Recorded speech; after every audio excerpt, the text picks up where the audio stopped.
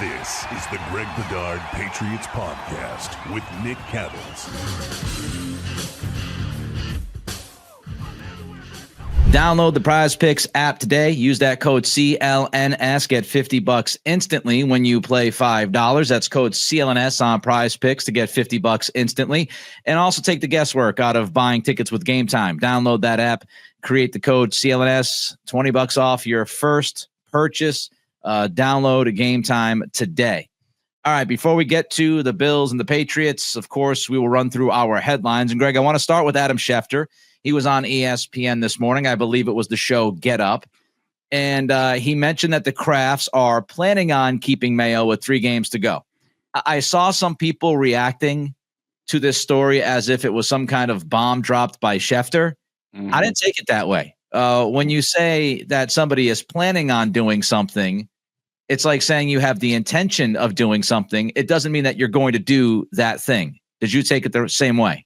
Yeah, exactly. And I also heard Shefty on EEI yesterday, and he basically said the exact same thing. And he talked about, I think he was asked about the potential of Vrabel here, and he says it's a moot point right now because as of today, and I agree with him, and I think we said this the other day, I said, as of today,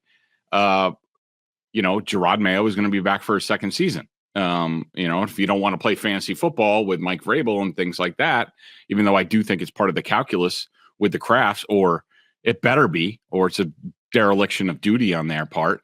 I agree with them. I mean, like I said, going into the final 4 games, I said it was like 90% that Gerod Mayo was going to be back. After Sunday and the Cardinals, it's probably like 80%. Where are we in 3 weeks from now? I don't know. I've heard from other people who, know what they're talking about. They think it's more 50-50 at this point. I disagree with that.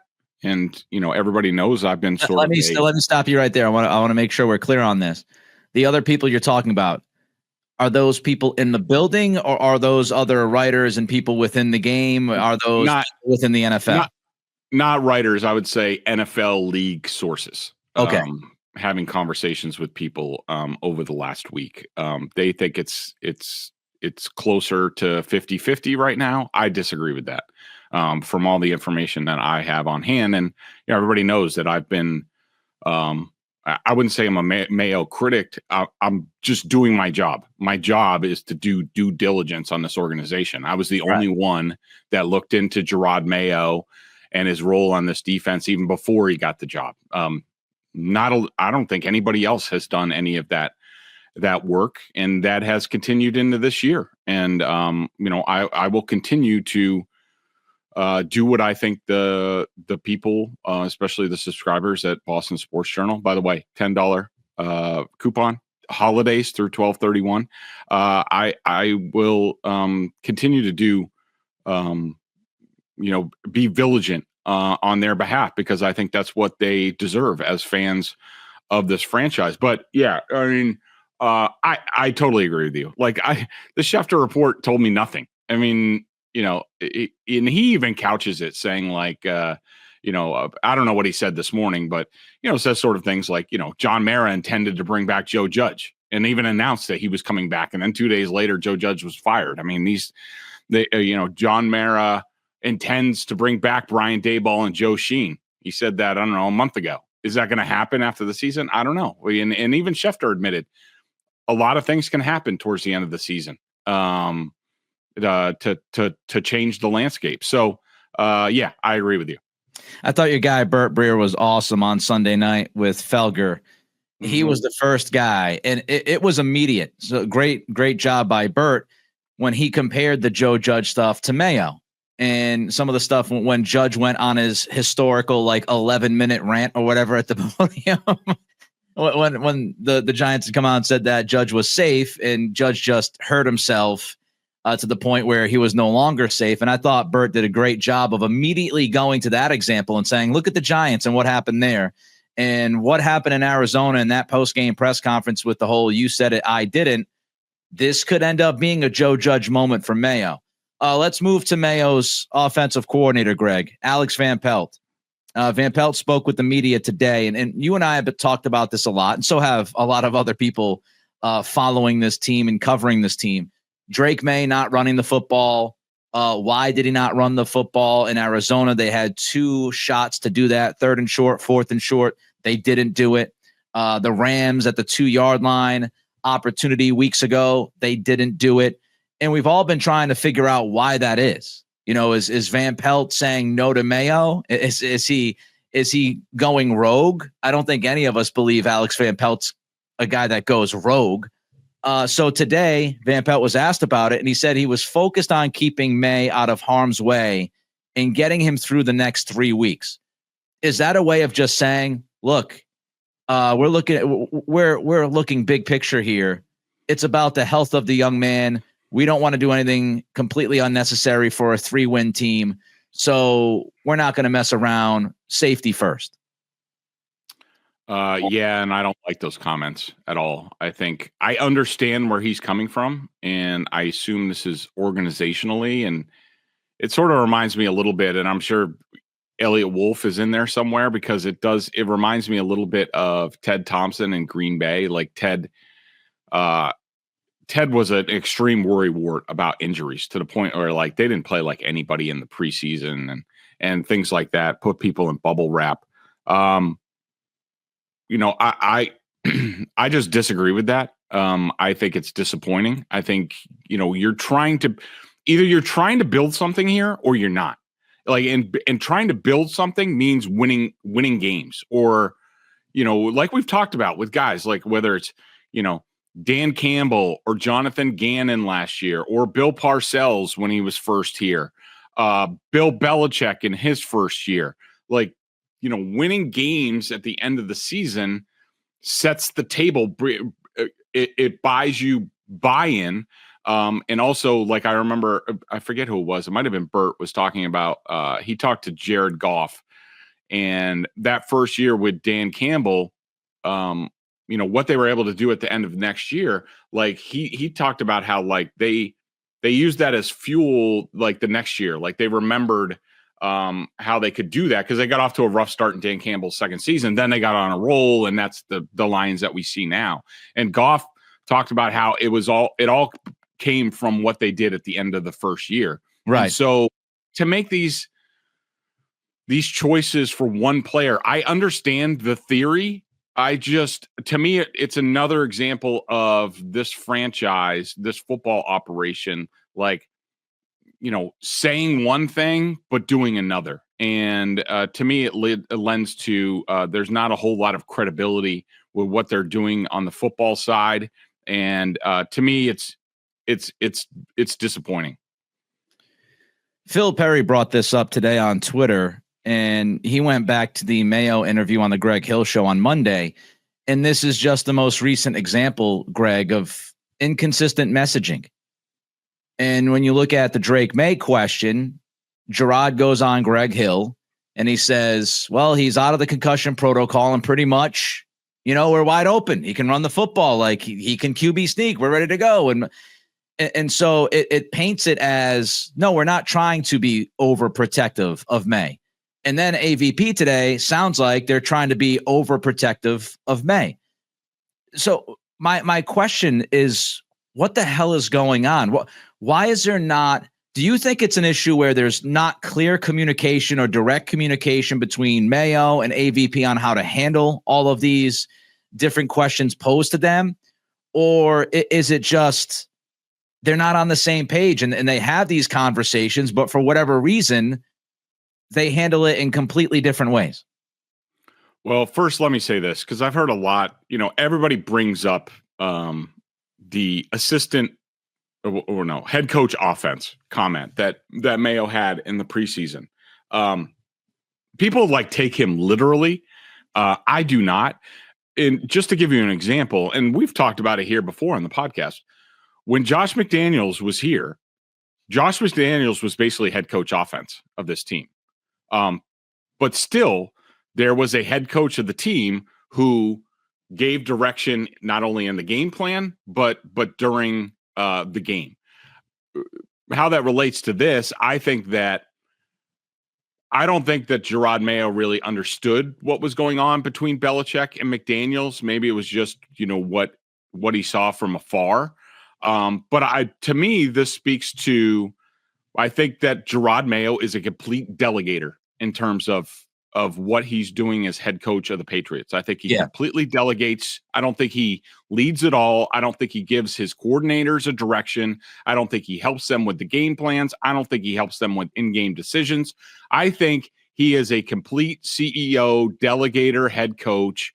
And I think part of it is it allows him to deflect blame to other people, not to the media, because he'll always tell the media like it's my decision and it stops with me, or, what have you. But I think, behind closed doors, I think it's typical CYO or CYA corporate cover your ass bullcrap. And I just think it's not right. And I think it leads to a football product that we see on the field that goes in completely different directions. And it's because there is not unified leadership on this team. And that indeed starts and stops with Gerod Mayo. This is a big problem of the crap process that the Krafts went through back in January and February, Greg, because the stuff that you're talking about, and you've mentioned this from the very beginning, you were in on this before I think anybody, this idea that Gerod Mayo was going to be a CEO. That's how he was going to run the program.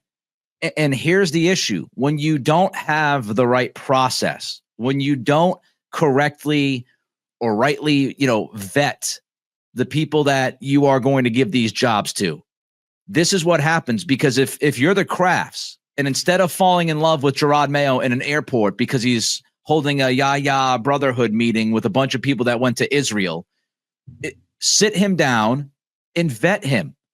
Gerod, what is your vision as a head coach? How are you going to do the job? We're going to get rid of Bill Belichick, who is pretty much a micromanager. Are you going to be the same way? And so if Gerod says, well, I believe in delegating and I believe in this and I believe in that, I don't think he would say I'm going to be a CEO.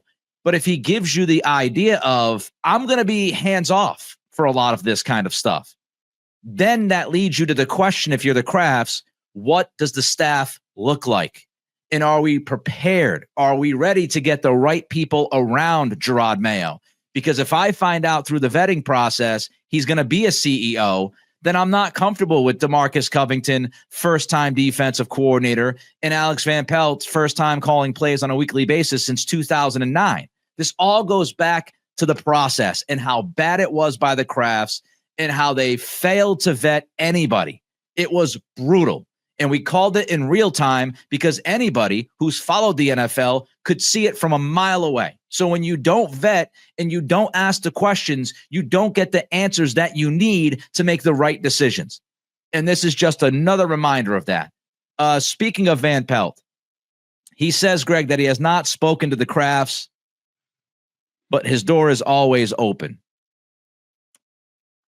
I'm starting to get this feeling.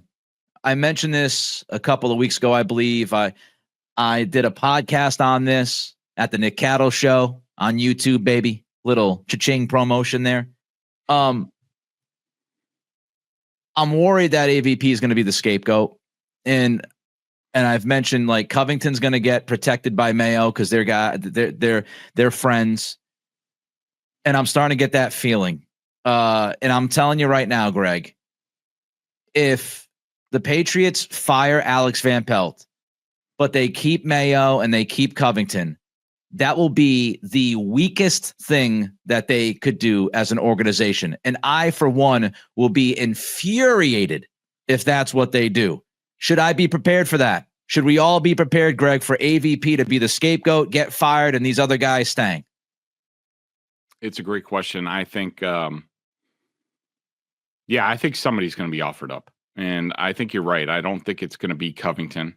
And I completely agree with the point that you just made about Mayo being a CEO head coach. Like if that's indeed what he was going to do. And then again, maybe this was another area where he pulled the wool over the Kraft's eyes in terms of what he was going to bring to the table as head coach. If they were going to do that, he needed bona fide coordinators, like, a Josh McDaniels type, on defense, man, I don't even know. I mean, I'll just say like a Brian Flores type. And, that didn't come close to happening. I don't think that's going to come close to happening this offseason if they start doing this piecemeal bullshit like the Jets would do. Just reading that Woody Johnson story in The Athletic, which is just ridiculous. I wonder if Jonathan Kraft is asked about Madden ratings on the Patriots' potential offseason transactions. But that's where we're headed to. I mean, my point is, like, you're headed to Jetsville if this is what they're going to do in terms of piecemeal. We're going to fire Alex Van Pelt. Now who we're going to bring in, blah, blah, blah. Like, it's ridiculous. Oh, boy. This podcast gives me a stomach ache sometimes. All right, before we continue with this lovely podcast with all the good feels and vibes, let Greg tell you about PrizePicks. PrizePicks is the best place to get real money sports action. With over 10 million members and billions of dollars in awarded winnings, PrizePicks has made daily fantasy sports accessible to all. You just pick more or less on at least 2 players for a shot to win up to 1,000 times your cash. Run your game all season long on PrizePicks, America's #1 daily fantasy sports app. I love sitting down with an individual game. I'll do it tonight. I'll do it on the Saturday games, the Sunday games, Christmas Day games. I got to concentrate. 2 teams, 2 rosters full of players. I pick and then I watch. Gives me a nice rooting interest. I have a blast with it. Make your holidays bigger and brighter with PrizePicks, the best place to get real money action while watching your favorite sports. You can now win up to 1,000 times your money on PrizePicks. Join now because this holiday season, PrizePicks is giving away 2 free picks in December, and they're giving away $30+ million in rewards during Picksmas. Thinks James Cook will get more than 60 yards this week against the Patriots? Yes. Joe Burrow will pass for more than 1.5 touchdowns. Cook up your hot takes like Nick Cattles with your friends and win real money this football season when you and your crew run your game on PrizePicks. Download the app today and use code CLNS to get $50 instantly after you play your first $5 lineup. Again, that's code CLNS to get $50 instantly after you play your first $5 lineup. PrizePicks, run your game. All right. You brought up a question in the email today before the pod that I found interesting, and it's whether or not the Krafts realize how bad they've been. And you brought up several examples over the past 5-6 years, really going back to Brady leaving, and whether or not the Krafts acknowledge how bad it's been. Do you think, Greg? Do you think they realize how bad it has truly been since Brady walked out the door? I don't, Nick. I think Jonathan does. I think Robert. Look, I have a great deal of respect for Robert. I don't want to say he's out of it. I just don't think he's. I don't think he's as based in reality as he used to be. I mean, look, he's 80 something. I mean, I don't expect him to be the same owner that he was when he, and when he bought the team. Where, he wasn't perfect either then, but, he certainly had a passion and, he had an ear to what's going on outside. I think there's too many examples from, Robert's out of touch press conference at the league meetings last year that led me to write a column saying like, look, Jonathan needs to step to the forefront and speak for this organization because, hard questions need to be asked. And, Robert being up there at his age and also like he's deflecting stuff. Like I remember I asked him a pointed question at the end when, after, Stacey James said, that the previous question was the last question. And I said, because a question had been asked about the dynasty, but I followed up about, the way the fans felt about how Belichick was portrayed. And Kraft didn't even answer it. And he talked about Tom Brady Day. Like, like the whole thing was a debacle. And then you go, and then speaking of the dynasty, I know Robert loved that thing, before it came out. I know he showed it to some friends and he called it like, look, let's watch my documentary. He thought it was The Cat's Meow. He thought it was incredible. And then it came out and it was a lead balloon. That just shows you, how he's not really based in reality anymore. Or I'm just saying he doesn't either. He's not understanding the mood of the fan base, or either he's not getting it. And I don't think he has people around him anymore, or I don't think he's soliciting opinions where people are giving him the real situation, like giving him reality. Like, Robert, you need to understand what's going on. I don't think he's getting that anymore from anybody. And I think that's probably part of Jonathan's frustration. But my point is, I was thinking about this the other day. I think one of the essential questions about like what happens with this franchise right now, and we talked about the stakes. I don't think the stakes have ever been higher for this organization than right now, and the decisions that they make going into next year. I just don't. I think Robert, who still has the final say and the final call on everything, I think Robert still walks around thinking like 6-time Super Bowl champions were this, were that. Remember, at the league meetings, he didn't know about the NFLPA poll like previously. Like, it wasn't the grades were bad that year; they were bad the year before, and he didn't know. They didn't do anything about it. Unbelievable. That just shows you the level of detachment from reality that he has at this point right now.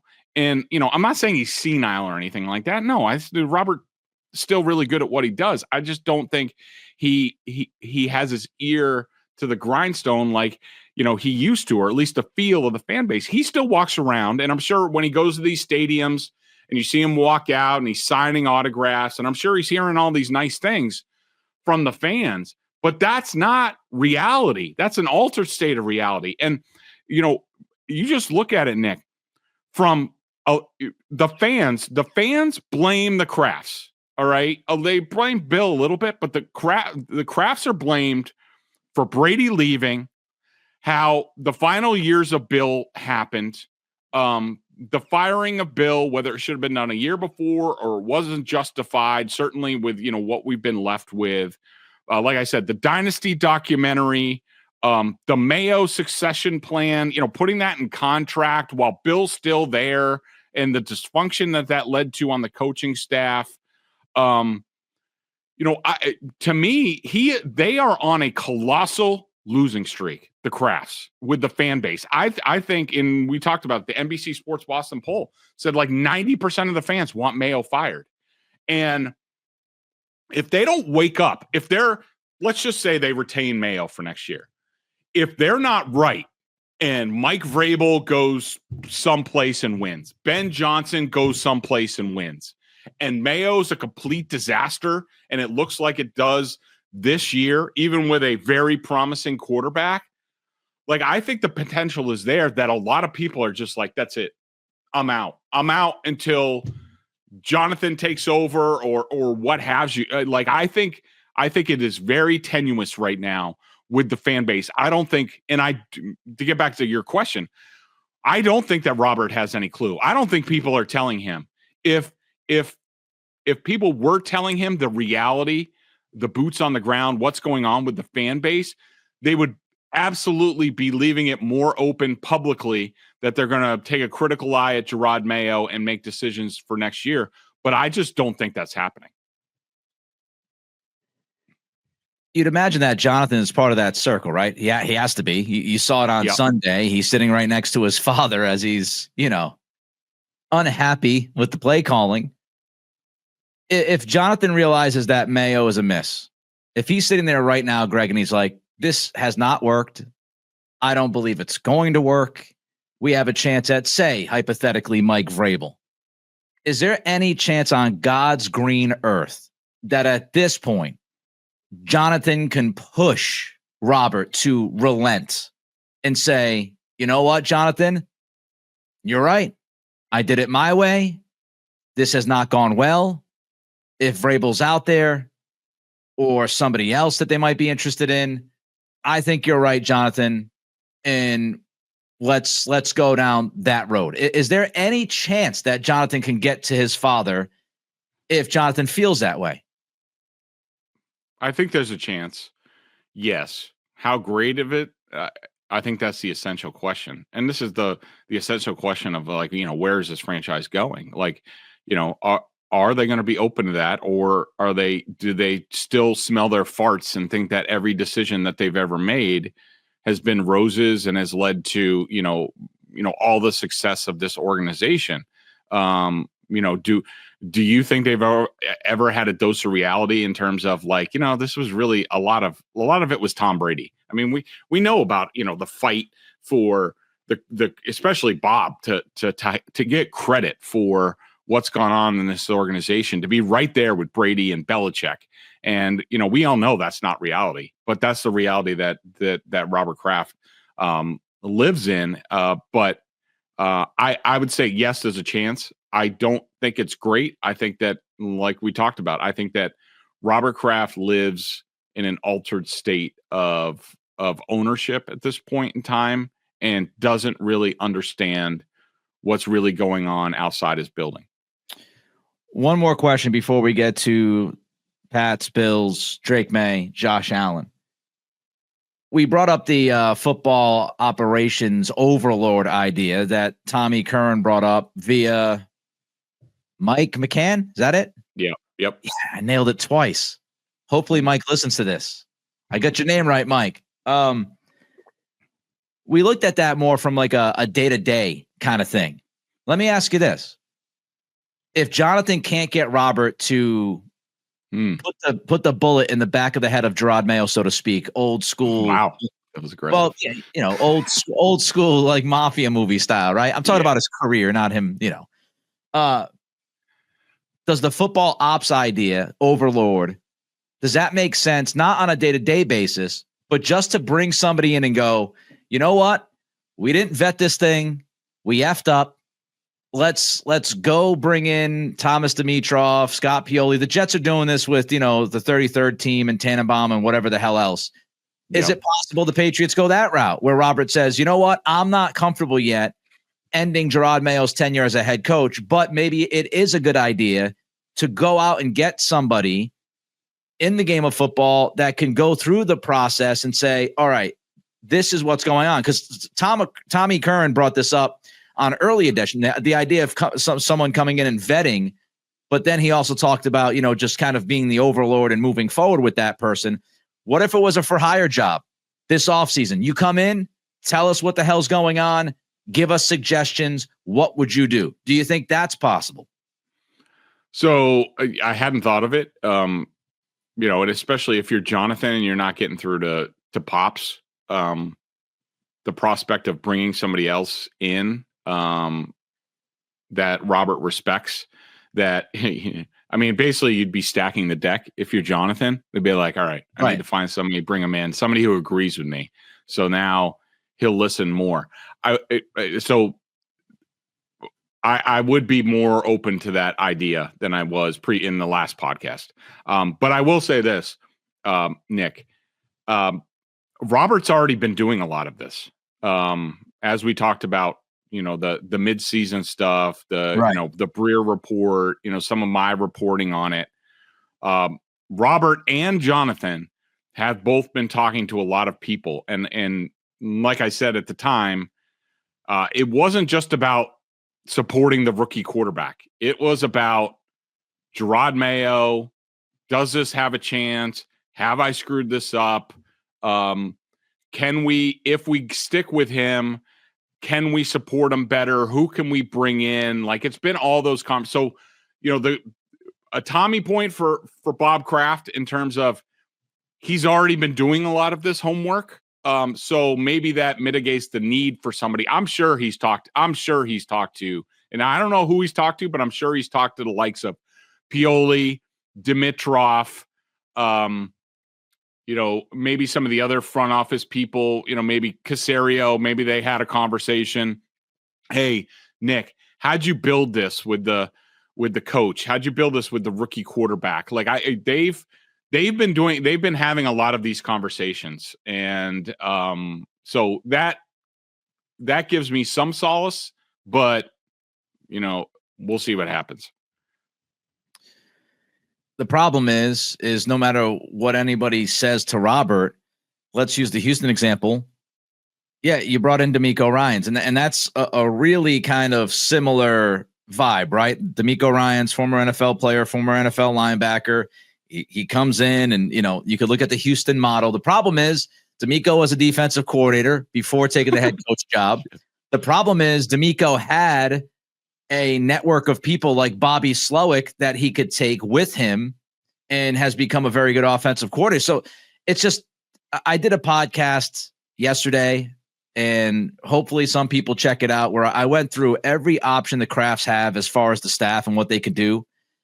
And it's such a layered conversation. And it's difficult because there's so many different things that truly get in the way of finding the path towards relevance and winning football in 2025 and keeping Gerod Mayo here, because there's just the lack of the network and some of the things that we've talked about. So Nick Caserio can say anything that he wants until he's blue in the face about, well, yeah, D'Amico Ryans did this, D'Amico Ryans did that. But Ryans had the ability to do that. Gerod, he doesn't have a network. He doesn't know a lot of people throughout the game. So you're again stuck with relying on Elliott Wolf and the Krafts, or this football overlord coming in and finding the coordinators to replace the current coordinator. You're in the same spot you were back in January and February, but only tougher because you at least had DeMarcus Covington, who was already on the staff that you could promote. You're just running around in circles like a cat chasing its tail. Mm-hmm. All right, let's get to game time before we get to this Bills-Patriots game. NFL season, you got to be at the games, even at Gillette, even with what's going on with the Patriots. You got to be there. Like, it's fun. It's a great environment. Get out there, enjoy yourself. I think the weather's going to be pretty good for the rest of the year. Game Time will help you get there. Game Time Picks filters out the fluff to show you only incredible deals on great seats, so you don't have to waste time searching through thousands of tickets. I love the all-in pricing. That feature shows you the total upfront with no surprise fees at checkout. You get panoramic views from your seat in the app before you buy. That's a must for me. I was checking out the Chargers game. The next time they're going to be home, little Justin Herbert, Drake Maye matchup. You could sit in the lower bowl at Gillette for $113 all in. You can also use it for concert tickets. I did it. My wife, again, last night, she was talking about one of her favorite songs from the concert and how she's been listening to it on her phone. You got to be there in person to get that, and do it through GameTime. Download the GameTime app, create an account, use code CLNS for $20 off your first purchase. Terms apply. Again, create an account and redeem code CLNS for $20 off. Download GameTime today. What time is it? Game time. Pats defense versus Bills offense on Sunday. Greg, tell us about it. Good luck. They're just a wagon at this point. I mean, they have scored. Let's see, going back to the Titans game in October, 34 points, 31 points, 30, 30, 30, 35, 42, 48. Josh Allen is at the peak of his powers. And even he doesn't have great people around him. I mean, Amari Cooper's been okay since the trade. Keon Coleman, the rookie's okay. Dalton Kincaid just came back from injury. He's pretty good. Dawson Knox is there also. Khalil Shakur, one of the guys that I wanted from the Patriots a few years back. He's been pretty good, for the Bills, but this is not, a great weapon offense. I love James Cook, the running back. I love what Joe Brady, the offensive coordinator, some of the stuff that they have done with motion, especially with the running back, have been great. The offensive line isn't great at all. Deion Dawkins is pretty good at left tackle. Right tackle, Spencer Brown is okay. But Josh Allen is the guy that makes it work. I mean, he's ridiculous at this point. He's the ultimate weapon in this game. Big, strong, fast, can make ridiculous throws, can make ridiculous runs. He's tough to bring down. I have no idea how the Patriots try to stop the Bills in this game. I do think, the Bills are at their best when they can, run the ball. I just don't have any expectations that the Patriots can stop them running the ball. This offense is a wagon. Josh Allen, 7th in passer rating, but number 1 in QBR. The passing offense is 2nd in DVOA. The rushing offense is 5th in DVOA. Their run offense is 3rd in success rate. Deion Dawkins, Spencer Brown, both tackles really freaking good. Spencer Brown likes to agitate people, always adds a little bit extra right at the whistle or right after the whistle. So do you. They're a wagon, man. This offense is going to be very difficult. I mean, overall offense, they're 2nd in DVOA. They're the 3rd best red zone offense in football. The Patriots are the 23rd red zone defense. They're 8th on 3rd down. You almost can't find a weakness. They're just on the outside of top 10 in lowest pressure rate given up. They're 6th in pass block win rate. You can look at any statistic, any analytic. Joe Brady, the OC's on a heater. I mean, it's going to be a tremendous challenge. All right. Before we get to the Patriots offense versus this Bills defense, Greg, tell the fine people about Notturno. When it comes to keeping my home comfortable this winter, there's nothing more important than having a reliable team to handle things like heating, cooling, and plumbing. That's why I'm so glad I worked with Notturno Home Services. These guys are local. They are family-owned, family-focused, and have been servicing the greater Boston area for 15 years. I've told you a couple things about my experience working with Notturno. Let me also talk about timeliness. Let me break it down for you. I called for my free estimate, and I was booked the next day with their comfort advisor. I had a detailed proposal with 3 different options that day. Got them the deposit on a Friday. Site inspection was on Monday, and installation was on Thursday. That's a week from soup to nuts. Incredible job by them. They were on time, professional, made the entire process stress-free. I couldn't have asked for a better experience. Notturno isn't just about heating. They're my go-to for plumbing, cooling, even water and air quality solutions. They've got the expertise to handle whatever your home needs. Here's the best part. You can get 10% off your next service with Notturno. And we're not talking like $10 or $100. That could save you up to $1,000 on your next project. $1,000. Just visit notturnohome.com/Bedard for all details and conditions. That's NOTTURNO home.com/Bedard. Take advantage now before the end of the year. These deals won't last forever. Trust me, having a team like Notturno Home Services in your corner makes all the difference. Whether you need a quick repair or a major installation, they'll get the job done right. Check them out today. Patriots offense versus Bills defense, of course, a big part of this game. And one of the storylines is Josh Allen, Drake Maye. Drake Maye has been compared to Josh Allen a ton since going back to draft time. Drake was asked about Josh Allen this week by the media. I thought he handled that perfectly, as Drake handles most of the press conference stuff, honestly. He said, I have a long way to go before we even start talking about that. Josh Allen also very complimentary of Drake this week, saying, he thinks he's going to be a very good quarterback for a very long time. Your thoughts, Greg, on this comparison between the Patriots rookie quarterback and the Bills quarterback, who is seen by most people as the MVP of this season? Yeah, I do. I've really liked the comparison. I know I heard somebody say they thought Josh Allen was more, well, I guess it was, who to compare Josh Allen to. And I think they said like John Elway, which isn't that bad. I just think that Josh Allen and Drake Maye, to me, they are an apt comparison. I would say that he's going to be sort of Josh Allen Jr. Because he's just a little bit smaller. He's definitely going to fill out and all that. But not quite the same arm strength, not quite the same running ability. I would say that Drake Maye's faster, but Josh Allen's more powerful. But I will say this, and we've talked about this all year. Drake Maye at 22 years old is way further along than Josh Allen was as a rookie, as well. Sort of, same amount of playing in college, not a whole ton of experience.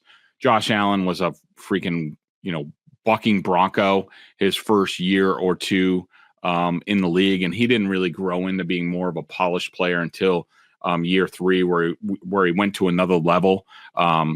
Drake Maye, in terms of his ability to improve and be disciplined and take coaching from one week to the next, make corrections. is way ahead of where Josh Allen was. I don't know what that means long term, but that's where we are right now. And I will say, I just wanted to add this because I didn't realize this before. It doesn't surprise me, but before coming on the pod, I was watching Drake Maye high school basketball highlights. And let me just say this. I was watching the same highlights. Yeah, I will just say this. Drake Maye's shooting form better than his throwing form. I thought the same thing. His shot his shooting form is perfect. It's flawless. It is amazing. And you also see the difference between, with all due respect, look, Drake Maye, breaking news, a much better athlete than me. But I will say, if you're watching, there is a difference between basketball athleticism and football athleticism. I will just put it that way. We got to remember Drake 6'4", 6'5". He would have to play what, 2 guard? If he, maybe a 3 in college. I don't think he had that kind of big time college basketball athleticism. Not as tall as his brother Luke, but the shooting form, you're right. I mean, there's a top of the perimeter, above the break 3 that he takes, that you see it, and then there's a corner 3, a side shot, camera wise, and his form is perfect. His form is absolutely perfect. I bet you Joe Mazzulla wants him out there. Hey, he can knock down threes. Joe's all in. Patriots offense versus that Bills defense, Greg. So let's just this is a confusing thing for me because what I love to do, and I try to be as much of like an NFL team as I can, and really what NFL teams do, at least the functional ones. I don't know about the Patriots. Is they really restrict themselves to the previous 4 games, and all the stats are skewed for the Bills defensively. Like if you look at their stats over the last 4 games, they're like one of the worst defenses in the league. Then you look at who they played: Chiefs, 49ers, Rams, Lions. Yeah. I think a lot of teams would be the worst teams in the league defensively if they were playing those teams. And plus, a lot of those games, the Bills are, got out to leads, got into a shootout, what have you. They went 3-1 in that stretch. They have won 8 of 9 the Bills have. I will say on film, the Bills look like a handful on defense. I mean, I don't think they're not overly talented, but they were not afraid against the Lions to crowd the line, put a bunch of guys in the box. They fly around to defend the run. I don't think the Patriots have the type of weapons that are really going to back them off. I think you're going to continue to see like what we did from Arizona, where Arizona and Buffalo's, primarily a zone team under Sean McDermott, but these guys start to go, they don't have anybody who we're scared of. So we're going to get up on them. We're going to make them beat us over the top. The Bills are not really good about having a plan at, defending, what you do best. For example, I remember, back in the day, you would watch the Patriots against the Bills, and the Bills, Sean McDermott wouldn't jam Rob Gronkowski off the line. Yeah. Even in the red zone, you're just like, what are you doing? So I think if the Patriots are going to hang in this game, if they're going to do anything in this game, I think it's going to be Drake with his legs taking off, because I have no expectation for Sean McDermott putting in a spy or anything like that. He's one of these, we do what we do type of guys. I think it's going to be tough for the Patriots, but I do think Drake's legs are going to do something in this game. Analytically, very similar to the offense. The defense just has, great numbers. They don't blitz a lot, 29th in the NFL in blitz rate, but they're 12th in pass rush win rate. And that really happens in the middle. Ed Oliver, Daquan Jones, both of those guys are tough to deal with, especially Ed Oliver. So good luck to the interior offensive line this week. I'm looking at you, Michael Wenu. I'm looking at you, ass snap Ben Brown, and whoever plays left guard. I'm looking at you. If it's Layden Robinson, I'm looking at you. It's going to be a difficult game. And, of course, the Patriots, they're going to want to run the football. And the Bills' defense is number 1 in the NFL in stuff rate. So it's going to be a challenge. All right. As Greg said earlier, holiday Boston Sports Journal special. It's going on right now. $10 off the annual subscription. Head to BSJ. Use the promo code HOLIDAYS. That's holidays. through 12/31. You get the $10 off. Also, shout out to our friends at PrizePicks. Code CLNS, $50 instantly when you play 5. And GameTime, CLNS for $20 off your first purchase. Before we get to the pick, I just want to make a note. And I would have saved this to the end of the podcast, but I have a feeling that when we make our pick, people probably just turn off the podcast and it's over. I just wanted to make this note personally for me growing up in Rhode Island. It just came out that Jim Donaldson, who was a longtime sports writer and columnist for the Providence Journal, has passed away at the age of 73. And I grew up reading Jim. And so I wanted to say rest in peace, Jim Donaldson, in the Providence area in Rhode Island. He was very, very well known, very successful, very opinionated, would rub some people the wrong way from time to time. Did some great work regarding the Patriots when he was at the Providence Journal. So again, rest in peace, Jim Donaldson, at the age of 73. All right, let's get to. I just wanted to say that. Excuse me. Jim was one of my favorite people to see in the press boxes. He was extremely welcoming to me. When I came here, he was a guy I made it a point to go out and read. I do not do that with everybody, but Jim was one of those guys. He was just a very nice man. He was very good at what he did. And I'll definitely miss him and have sort of missed his contributions around for sure. But I feel for his family, and rest in peace, bud. He made an impact. He made an impact for a lot of people. All right, so let's get to the pick. I know it feels weird after talking about that, but we got to get to doing what we got to do. Jim would do the same. So let's get to this week's pick. Of course, ever since I picked on Greg and is against the spread, I'm falling off a cliff. So that's my fault. Karma's a bitch. I'm 6-8 against the spread, but I am 7-7 straight up, so not terrible there. Greg is still behind me at 5-7-2, technically, right? Creeping or is that up. a better record? I think I'm like a game behind you, or something like that. I'm creeping up, baby. 5-7-2 against the spread for Mr. Bedard. 9-5 straight up. Look at this guy, huh? Just putting his stuff on the table straight up. This week we got the Bills. You guessed it. They are a heavy favorite in this football game. Greg has it as -14. The over-under is 46.5. It's a lot of points, Greg. It's a lot of points. What do you think? So I also wanted to point out that now that they moved the game to 4:25, the dicks over at the NFL, thanks for that. Now I gotta work till like 1 a.m. again for the second straight week, and then the Chargers game is on Saturday, and I gotta miss my kids' hockey game now. You guys all suck.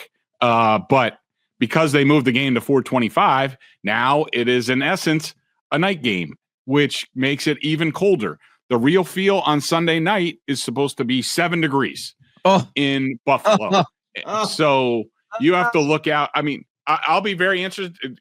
I think probably the most interesting thing for me in this game is how Drake Maye does in the cold up there. I mean, there was one game that they had where he played well in the cold, but this is different. And so to me, this is interesting to see how he handles the ball up there.